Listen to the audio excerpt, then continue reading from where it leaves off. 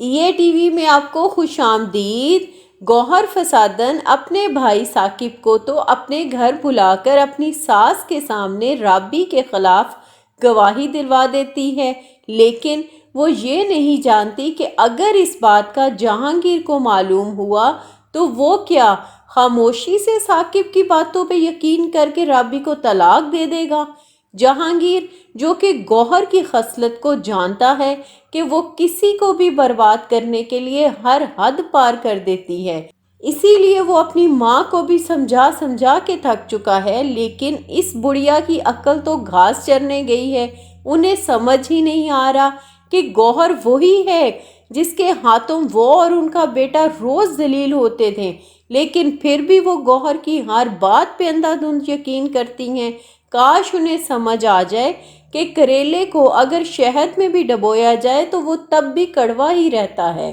دوسری طرف حسن فروا کو اس کے ماں باپ کے گھر سے زبردستی لے کر آتا ہے، اور جب اس بات کا فروا کے باپ کو معلوم ہوتا ہے تو وہ غصے میں حسن سے بات کرنے اس کے گھر جا رہے تھے، حالانکہ ان کی بیوی انہیں گاڑی آہستہ چلانے کا بار بار کہتی ہے، لیکن وہ غصے میں پاگل ہوئے جا رہے ہیں۔ اتنے میں ان کی گاڑی ایک ٹرک میں جا کر لگی، ان کا اور ان کی بیوی کا بہت برا ایکسیڈنٹ ہو جاتا ہے، شاید اس حادثے کی وجہ سے ان کی ڈیتھ ہو جائے۔ اگر ایسا ہو گیا تو فروا بھی رابی کی طرح بے آسرا ہو جائے گی۔ یہاں پہ ڈرامے کے رائٹر کی سمجھ ہی نہیں آ رہی کہ ہر دفعہ گوہر کو کامیاب کرنے کے لیے کسی نہ کسی کی جان لے لیتے ہیں۔ پہلے رابی کے بھائی کو مار کر اسے اتنا بے بس کر دیا کہ اسے مجبوراً جہانگیر سے شادی کرنی پڑی، اور اب فروا کے ماں باپ کی ڈیتھ ہو گئی تو فروا بھی حسن کے گھر میں ہر ظلم برداشت کرے گی،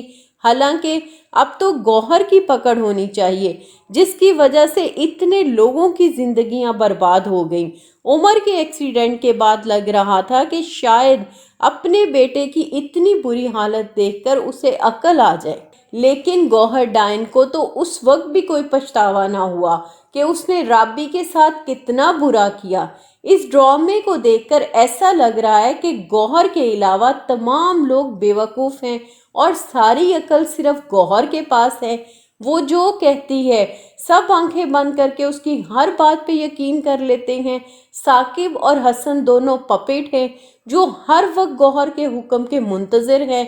گوہر صاحبہ کے کہنے پہ کہ یہ بچہ تمہارا ہے بھی یا نہیں، کہیں شاذیب کا تو نہیں، پہلے معلوم تو کر لو۔ یہ سن کر حسن پپیٹ غصے میں پاگل ہو گیا اور اسے یقین ہو گیا، اور وہ فروا کے گھر جائے گا تو عین وقت پہ شاذیب جو کہ ہر وقت کا فارغ ہے اس کو بھی فروا کے گھر سے نکلتے ہوئے دکھا دیا گیا، کیونکہ رائٹر نے گوہر کو سچا ثابت کرنا تھا۔ یہ ڈرامہ بالکل انڈین ڈراموں کی طرح ہو گیا ہے، ایک عورت کو اتنا پاورفل بنا دیا ہے کہ وہ جو چاہے کروا سکتی ہے، اور رابی جس کا کام اس ڈرامے میں صرف خاموش رہ کر اس بات کا انتظار کرنا ہے کہ کب گوہر کی باتوں میں آ کر جہانگیر اسے طلاق دے دے،